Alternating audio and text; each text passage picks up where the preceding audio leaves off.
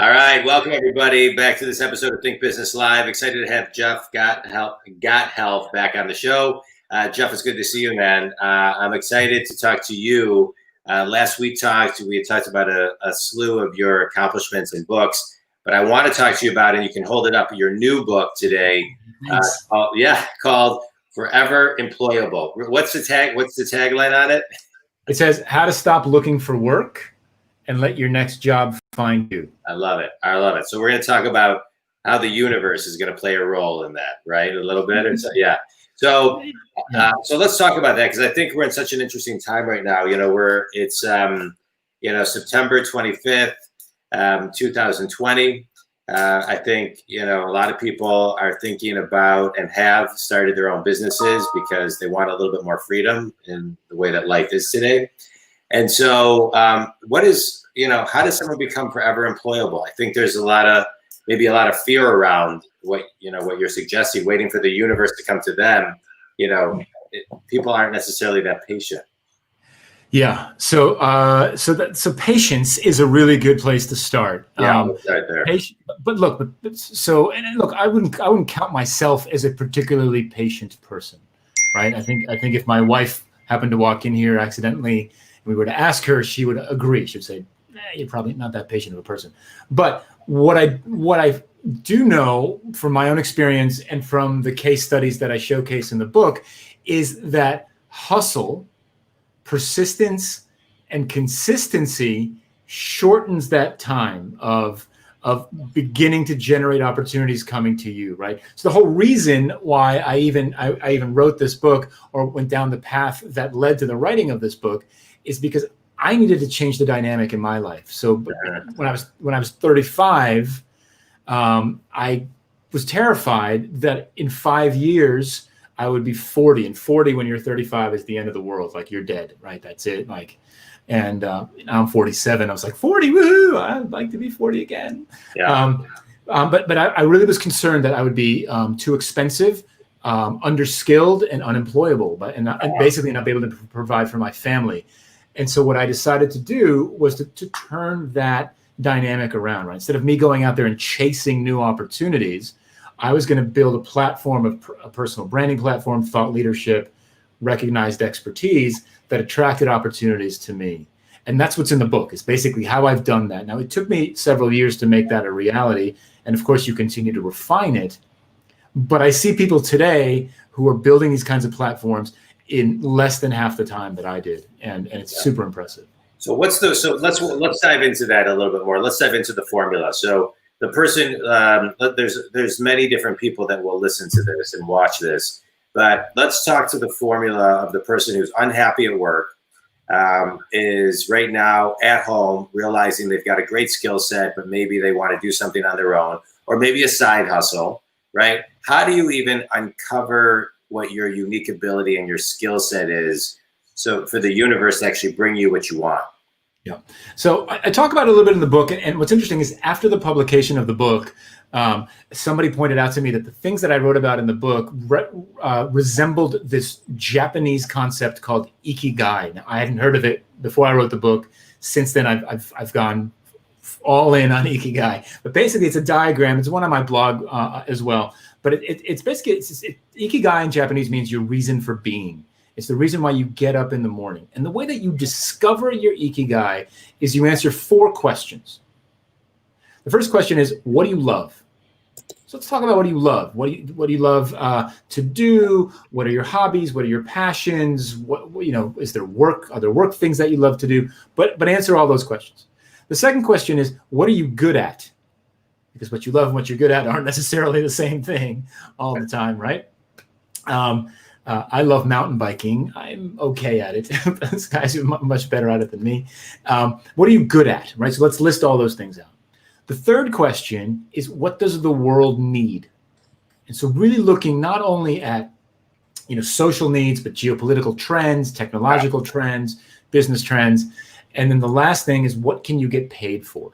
And so you want to answer each one of those questions independently, and then start to map them onto this little circle chart, this Ikigai circle chart. And you want to see which one of the ideas that you came up with individually can tick all four boxes. Mm-hmm. The things that tick all four boxes are likely a great place for you to start to build your thought leadership around, right? So if you can find something that you love, that you're good at, that the world needs, and that you can get paid for, that's where you should start talking about it, because you know a lot about it. You're clearly an expert, and there's people who are there to consume the content. It's great. That's great. And so now that somebody does this exercise, how do you, let's talk about this. Someone who's in a business who wants to get a promotion, right? Who wants to grow within the company, right? So who wants to be forever employed by that company, right? They see themselves there for the long haul. But they're not in line for any promotions. How do they use this and put themselves in a space to be forever employable while still kind of being in alignment with these questions? So I thought about this a lot, because what I did not want to do is write a book that was basically like, here's how you become self-employed. Mm-hmm. I explicitly wanted to answer the question that you just asked me as well. And here's what I believe. I believe that you can create tremendous value around yourself by, again, answering those four questions. So what am I good at? What do I love to do? What does the company need, perhaps, as opposed to the world, right? Yeah. And what skills and what talents is the company paying for, I guess, is one way to look at it as well. So kind of reduce the scope of the world to either the company or maybe the marketplace that you're in. Now, what I find, and I'll point to some examples here in just a second. What I find is that individuals who do this particularly well, so they're, let's say that you've been a software engineer for 15 years, right? You're kind of a senior software engineer, maybe you're an engineering manager. And what you start to do now is you start to share that knowledge around the team and broadly around the company. And you're sharing what you've learned about what makes a great software engineer, about what makes someone successful at the company, that type of thing, through internal training sessions, blogging on the corporate blog, lunch and learns, that type of thing. You start to build this additional value for yourself that does a couple of things. First of all, it has the organization start to pay more attention to you. Wow, we really underestimated Jeff. That guy's really doing a lot more than what we're asking him to do. It's really raising up the rest of the organization. The other thing that's happening is it's creating that halo effect for you outside of the organization as well. It's making you valuable and present outside of those walls, which inevitably is going to attract some external opportunities for you as well. And you might not want to go. You might not want to take them. You might choose not to take them, but your bosses are going to know that you are becoming a hot commodity. And what that's doing is it's attracting better talent to your organization as well.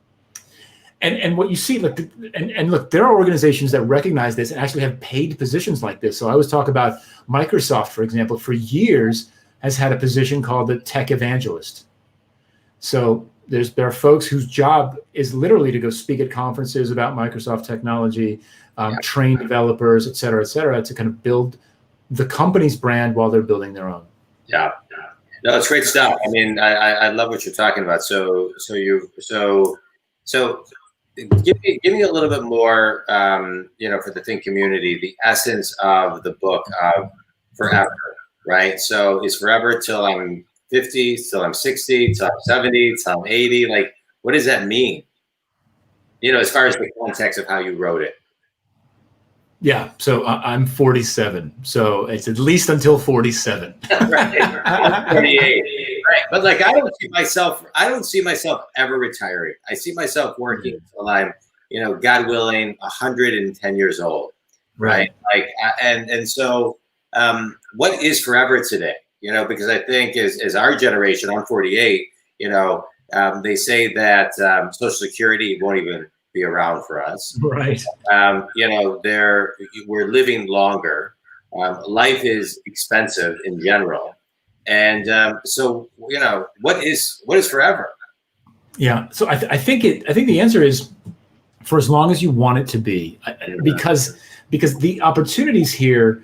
So, for example, the opportunities that I generate for myself by doing this kind of content creation, thought leadership, etc., sharing my expertise, the opportunities that I create range from full-time job offers to consulting gigs, to speaking gigs, to writing opportunities, to guest podcasting, etc. Right, and there are and all of those things are worth money if you're looking at it from a kind of a revenue stream perspective in one way or another.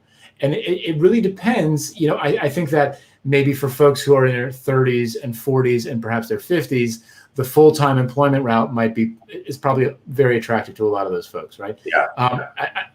What I've seen certainly with my friends, with my colleagues, with former folks that I've worked with as well, so a lot of folks start to move towards self-employment, which means consulting and coaching and training and that type of thing.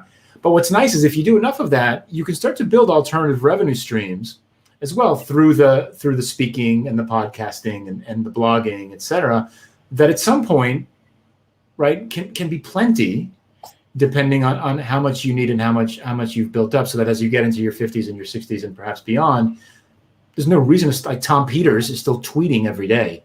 Yeah. Right. He doesn't need to be, but it works for him, and it still generates opportunities for him, and he stays relevant that way. Yeah, I love it. Right. I think that's right. To stay relevant, I think, is the key. Right. Yeah. To stay youthful and get your brain and your mind working and things of that nature. I want to dive in before I move into a speed round and talk about, where does somebody get started? Where's their center starting point, Jeff, when it comes to, you know, getting in a space to pick up and read your book and get the most out of it? What's the starting point? So the target reader persona was a mid-career knowledge worker. So somebody who's been working 10, 15 years at least, and then is kind of looking at the second half of their career. That doesn't mean that it doesn't make sense for people with less experience than that. But I think that's a solid starting point, because you've got enough experience and enough expertise to start telling stories. And the thing that I would say that I would want you to take away is, and it's in the book, obviously, but the thing is that this is where people get stuck in it. They'll say to themselves, okay, I want to do this, but what am I going to talk about? Yeah. What's unique and special about me? Everything's been said on the internet 1,000 times. How do I stand up? How do I stand out of the noise? And my advice there is this. The way that you stand out is you use the only thing that only you have, which is your story, right? So no one has taken the exact same steps that you have. No one has made the same exact decisions, right? Has overcome the same obstacles or had the same successes. And so that's where you start. You tell what you did, because that's going to validate what other people are thinking about doing, or maybe have done in the past as well. And nobody else can tell that story. That personality, that vulnerability, that humility, that's what creates the connection with folks. Yeah, and that's your intellectual capital. Nobody else has it. Right? Exactly. No one can copy that. Right. That's great. I love that. Jeff, okay, so let's do a quick speed round. Tell me your favorite book as of late and why. My favorite book as of late. So I'm reading. It's right here. I was looking for it. I just started reading this, and I'm loving it. It's Amy Edmondson. Sorry, this stupid reflection. The Fearless Organization by Amy Edmondson. Wow, what's so good about it? So psychological safety. So look, I work with companies, and I teach them how to build cultures of learning, customer-centric cultures, humble cultures. Without psychological safety, what I teach doesn't take.